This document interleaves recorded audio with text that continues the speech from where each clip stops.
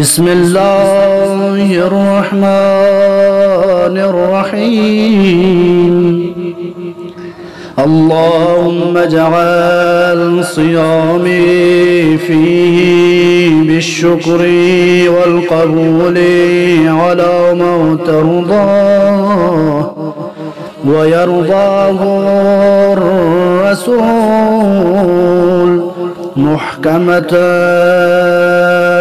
فروع بالأصول بحق سيدنا محمد وآله الطاهرين والحمد لله رب العالمين. اللهم صل على محمد وآل محمد